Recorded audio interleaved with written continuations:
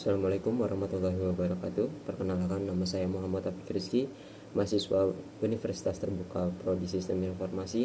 Pada kesempatan kali ini, izinkan saya menjawab tugas 3 yang diberikan oleh matkul pemrograman berbasis web. Berikut adalah tugas 3 saya. Pada tugas 3 kali ini, saya diminta untuk merefaktor aplikasi Sita UT yang diberikan pada tugas 2. Jika pada tugas 2 menggunakan Vue.js biasa, sekarang di tugas 3 dirubah menjadi sebuah arsitektur berbasis view komponen dan juga template. Jadi jika di tugas 2 kode masih tercampur aduk namun di tugas 3 ini sekarang sudah dipisah per komponen. Selanjutnya langsung saja kita bedah dari struktur folder proyeknya, yaitu struktur folder sendiri di sini terdapat mengikuti konvensi soal. Ada folder aset untuk CSS, ada folder data untuk data dummy. Selanjutnya ada folder komponen, service, dan template. Selanjutnya ada 4 komponen utama yang dibuat. Pertama, status batch. Selanjutnya ada folder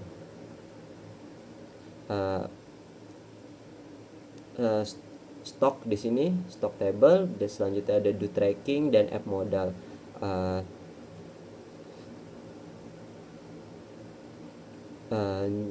Adapun cara mendaftarkan komponen menggunakan view komponen adalah dengan seperti ini. Di sini yaitu menggunakan view komponen seperti ini. Lalu di indeks HTML-nya bisa kita lihat di sini.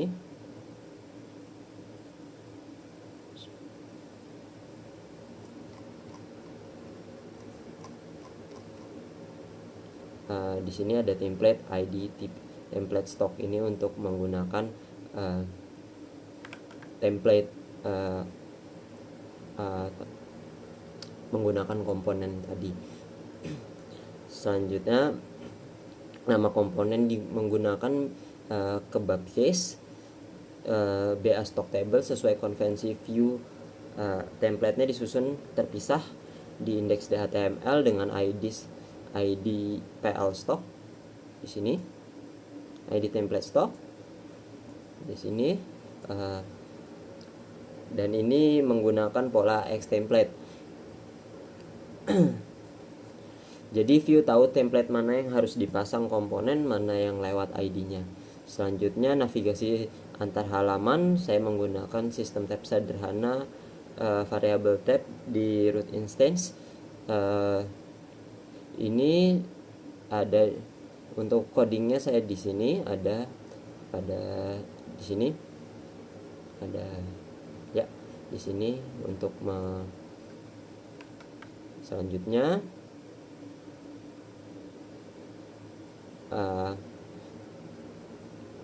stock table. Di sini ada folder. Di sini saya selanjutnya akan menunjukkan fungsi filter terhadap harga. Jadi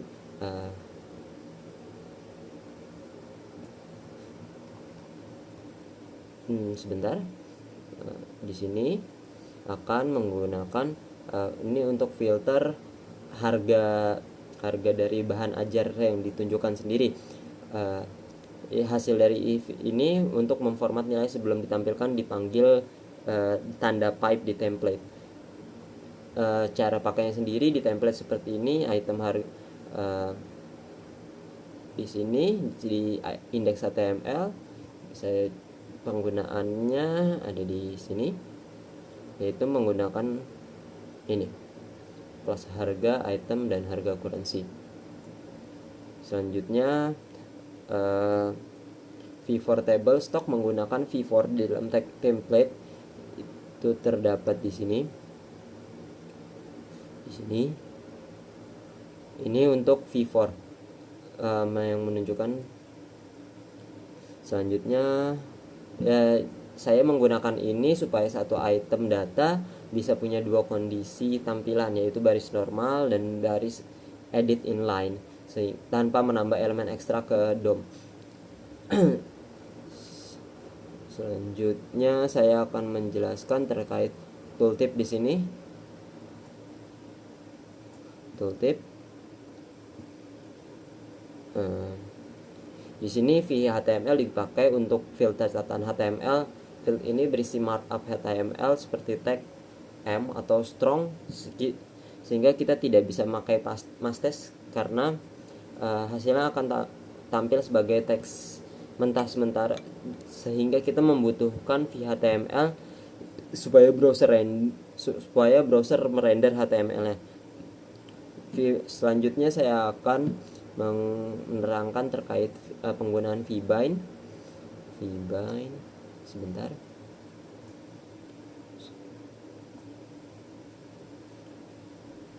Ya, vbind di sini dipakai untuk menggunakan binding class secara dinamis, sehingga misalnya di header navigasi dan juga di header navigasi dan juga tombol tab yang akan punya kelas aktif. Jadi kalau nilainya sesuai tab yang sedang aktif, ini sendiri nanti tampilannya ada stok bahan ajar dan juga tracking DO. Selanjutnya saya akan menunjukkan terkait conditional. Saya memiliki tiga kondisi kondisional. Yang pertama ada di sini. Di sini ada vif, velse if dan velse.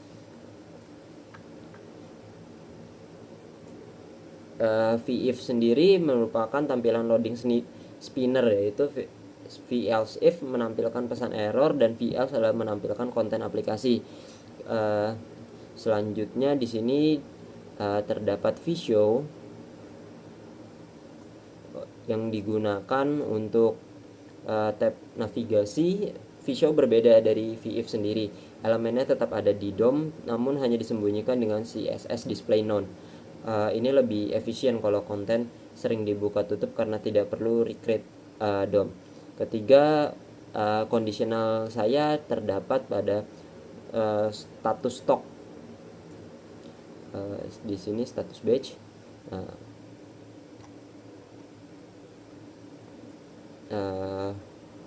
Di sini ya, di sini ini kondisional ini saya gunakan untuk menunjukkan batch yang menunjukkan apakah stok aman, stok menipis, atau stok kosong, dengan menggunakan perbandingan jika stok lebih dari safety stock maka akan menipis, dan jika stok 0 akan kosong. Sementara jika lebih dari safety stock akan aman, begitu. Selanjutnya saya akan menerangkan terkait computed property, yaitu sebentar.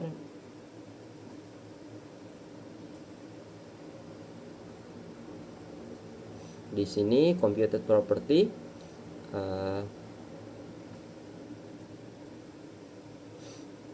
compute property sendiri digunakan untuk adalah filter items. Yang paling penting adalah filter itemsnya di stock table. Ini akan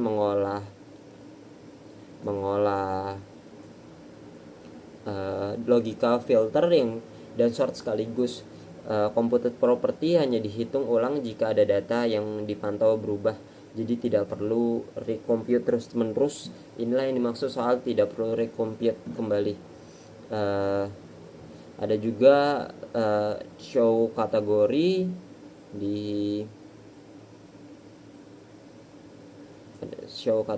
yang nanti akan saya demonstrasikan. Selanjutnya saya akan menerangkan terkait watcher sendiri. Berikut ada watchernya. Saya memiliki 4 watcher, 2 di stock table dan juga 2 di DO tracking.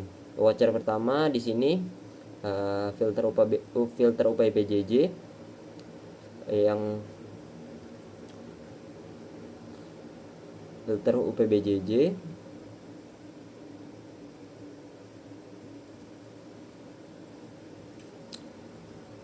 yang memantau filter. Setiap kali UT daerah diganti, filter kategori direset otomatis supaya tidak ada kondisi filter yang tidak menyambung antara satu dan lainnya. Selanjutnya watcher yang kedua di sini ada filter reorder. Di sini digunakan untuk memantau kayak kalau checkbox reorder diaktifkan tapi ternyata semua stok aman, dia akan memberikan notifikasi semua stok dalam kondisi aman. Ini kondisi untuk ini contoh watcher untuk memberi feedback ke pengguna berdasarkan perubahan data. Selanjutnya saya akan menjelaskan terkait formulir dan event handler. Mungkin lebih baik saya demonstrasikan langsung saja di webnya. Oke, berikut adalah tampilan webnya. Di sini saya akan menunjukkan formulir, yaitu seperti tambah bahan ajar baru. Di sini jika saya pencet simpan, dia akan mengeluarkan validasi merah, yaitu karena harus ada field yang diisi.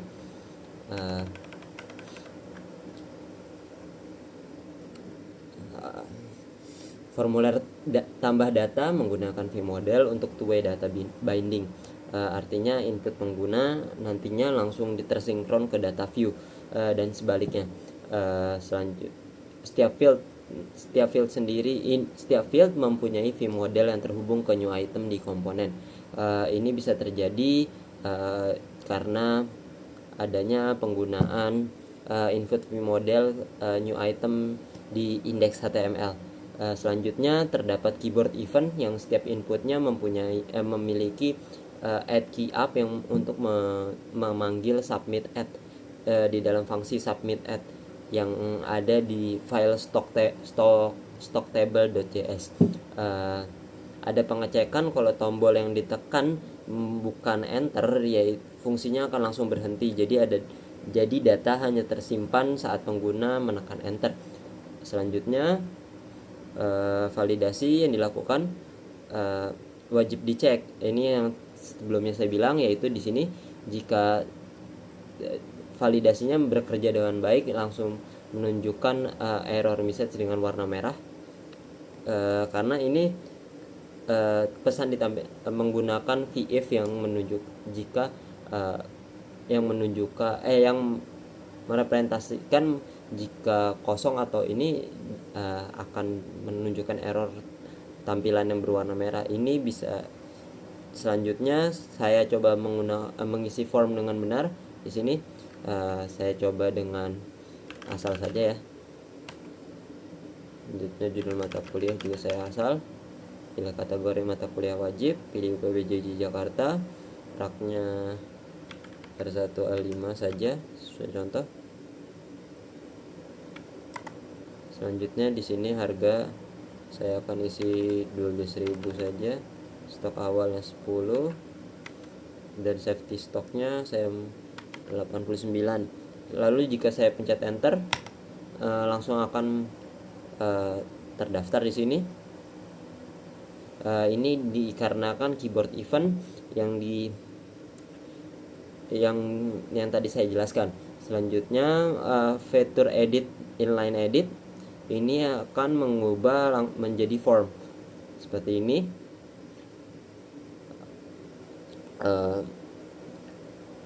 Ini dikendalikan oleh VIF dan VElse di template. Jadi kalau editing kode sama dengan kode item, menampilkan barisan form yang kalau tidak ditampilkan baris normal. Ini saya batalkan saja. Selanjutnya saya akan menunjukkan halaman tracking DO. Di sini memiliki fitur pencarian. Di sini lalu mereset filter dan juga menambahkan DO baru, dan juga menambahkan progres perjalanan. Pencarian ini bisa dilakukan dengan enter dan direset dengan escape. Di handle ini bisa berfungsi berkat handle search key, fungsi handle search key yang terdapat di file doTracking.js. Satu fungsi untuk dua keyboard event, yaitu enter dan escape. Nomor DO nomor DO nya sendiri nantinya akan di-generate otomatis oleh computed next DO number yang terdapat di file doTracking.js. Dia akan membaca semua data tracking yang ada lalu mengambil sequence number tertinggi lalu menambahkannya dengan 1. Jadi pengguna tidak perlu repot-repot mengisi nomor DO secara manual. Watcher di doTracking.js sendiri ada dua. Pertama, watcher new DO paket, dan sehingga nanti setiap paket yang dipilih total harga otomatis akan terisi. Seperti ini contohnya. Misalnya DO baru, ini saya nama mahasiswa reguler, pilih paket. Nah, di sini akan menunjukkan langsung manual untuk memperlihatkan harga. Itu untuk watcher pertama. Kedua, watcher search query, yaitu kalau search dikosongkan hasil pencarian hilang otomatis. Ini saya batalkan dulu. Misalnya sini cari, ya langsung hilang tanpa perlu menambah apapun lagi. Demikian penjelasan tugas praktik 3 saya untuk menjelaskan 8 indikator capaian, yaitu arsitektur, komponen, directive dan filter, conditional, computed, watcher, form, dan event handler. Menambahkan kreativitas UI dan juga memberikan video penjelasan. Atas kurang dan lebihnya, terima kasih. Wassalamualaikum warahmatullahi wabarakatuh.